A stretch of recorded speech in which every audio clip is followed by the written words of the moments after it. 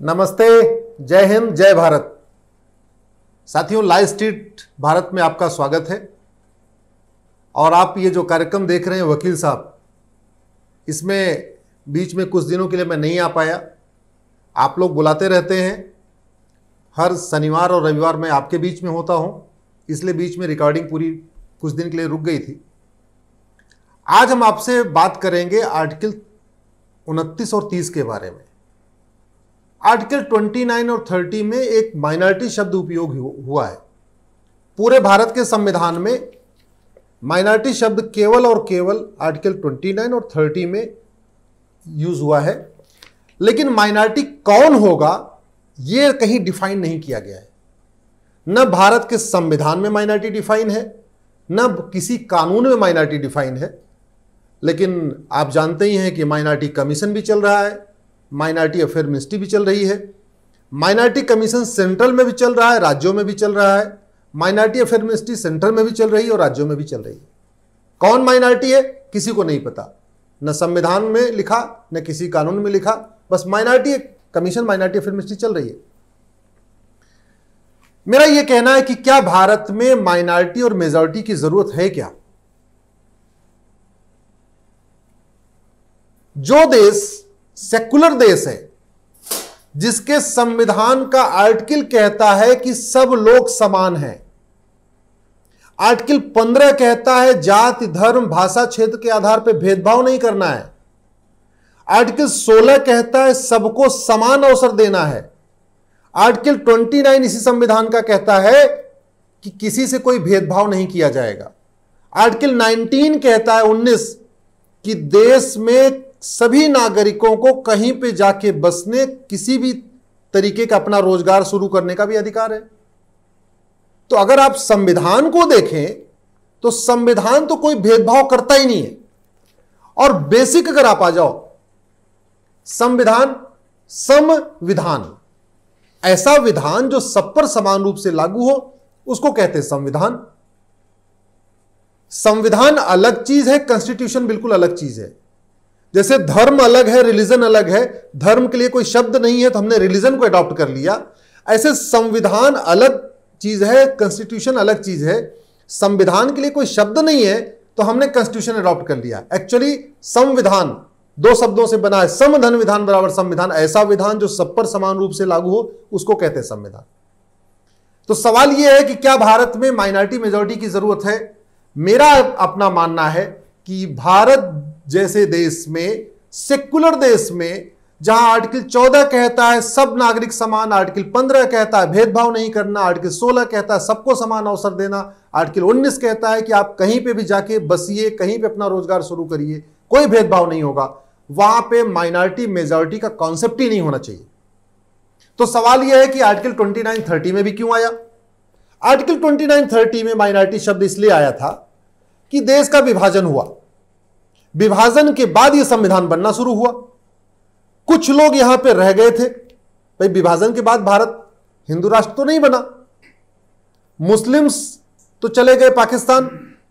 पाकिस्तान से जो हिंदू थे उनको भी खत्म कर वहां भगाया जाए, लेकिन भारत में किसी को फोर्स नहीं किया गया। तो संविधान सभा के कुछ सदस्य, रफी अहमद किदवई साहब थे, मौलाना कलाम साहब थे, और भी कुछ लोग ऐसे थे जो अल्पसंख्यक समुदाय के थे। उनका यह कहना था कि हम भारत में रहना चाहते हैं, हम पाकिस्तान जाना नहीं चाहते, लेकिन हमें कहीं यह दिक्कत ना आ जाए बाद में कि हम अपनी तरीके से अपने रीति रिवाज को ना मना पाए, अपनी प्रथा को ना फॉलो कर पाए, अपना हम धार्मिक जो मजहबी हमारी किताब है उसको हम पढ़ ना पाए, कहीं इस पे रोक न लगा दें जो सरकार आएगी।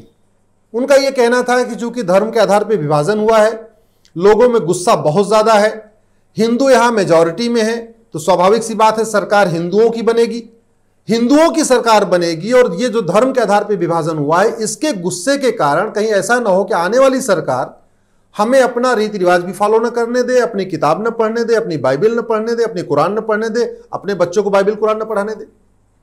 इसके लिए इस संविधान में आर्टिकल 29-30 में माइनॉरिटी शब्द उपयोग हुआ। अब बात यह आती है, आर्टिकल 29-30 को देने के लिए बना है या उनको प्रोटेक्ट करने के लिए बना है? आर्टिकल 29-30 को पढ़िए आप।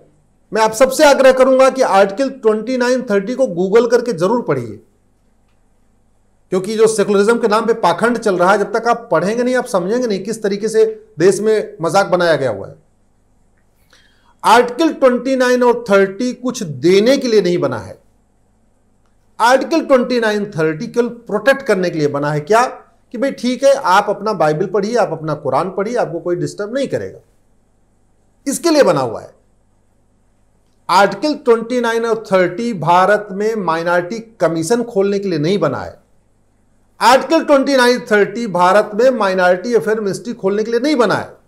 आर्टिकल 29-30 बस इतना कह देता है कि भाई सबको अपना अधिकार है, सब अपने धार्मिक ग्रंथ पढ़ सकते हैं। माइनॉरिटी शब्द इसलिए स्पेशली उसको उपयोग कर दिया कि भाई माइनॉरिटी को भी कोई छेड़छाड़ न करे।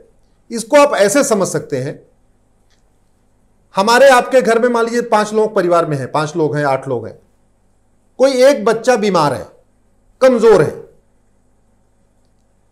डॉक्टर को दिखाया, डॉक्टर ने बोला जी इस बच्चे को रोज 1 गिलास दूध देना। लेकिन डॉक्टर ने थोड़ी कह दिया कि बाकी परिवार के लोग दूध पीना छोड़ देना। डॉक्टर ने थोड़ी कह दिया कि बाकी लोगों को दूध देना ही नहीं है। डॉक्टर ने केवल इतना कहा कि ये बच्चा कमजोर है, इसको रोज 1 गिलास शाम को दूध देते रहना। इसका मतलब ये नहीं हुआ कि बाकी लोगों को दूध देना ही नहीं है। तो आर्टिकल 29-30 में जो लिखा हुआ है कि सब लोग अपने अपने अपने धार्मिक किताब पढ़ सकते हैं, अपने रीति रिवाज को फॉलो कर सकते हैं, वो केवल माइनॉरिटी के लिए नहीं है, वो है सबके लिए। लेकिन जैसे आप डॉक्टर के पास जाते हो तो पर्चे के ऊपर उसका नाम लिखा होता है जो बच्चा तबीयत खराब है, पूरे फैमिली के नाम उस पर पर्चे थोड़ी लिखा जाता है। वैसे ही इस संविधान में जो माइनॉरिटी शब्द उपयोग किया है वो केवल इसलिए किया गया कि उस समय धर्म के आधार पर विभाजन हुआ था।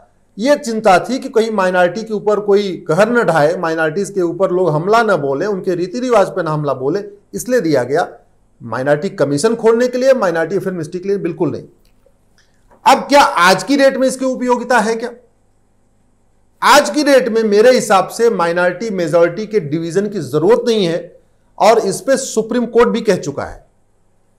पाकिस्तान में माइनॉरिटी मेजॉरिटी समझ में आती है, शरिया से चलने वाला देश है, वहां सबको बराबर अधिकार नहीं है, मुस्लिम्स को ज्यादा अधिकार है, गैर मुस्लिम्स को कम अधिकार है। तो वहां तो फिर भी बात समझ में आती, भाई एक माइनॉरिटी अफेयर मिनिस्ट्री बना दो या माइनॉरिटी कमीशन बना दो कि जो वहां हिंदू हैं, सिख हैं, जैन हैं, बौद्ध हैं पाकिस्तान में, उनको संरक्षण मिलता रहे।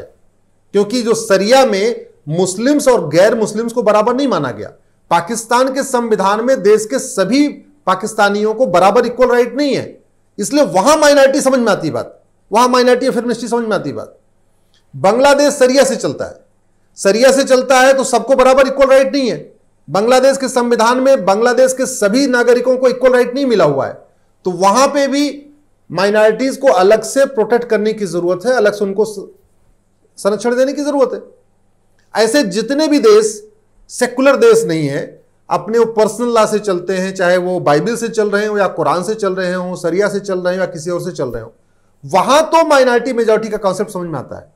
भारत जैसे देश में माइनॉरिटी मेजॉरिटी बिल्कुल नहीं चाहिए, क्योंकि हमारा तो संविधान चल रहा है, समान विधान चल रहा है, और उसके सारे के सारे फंडामेंटल राइट में कहा हुआ है सब समान। Article 14, article 15, article 16, article 19, article 21 कहता सब समान है। ऐसे कंडीशन में मुझे लगता है माइनॉरिटी मेजॉरिटी खत्म होना चाहिए।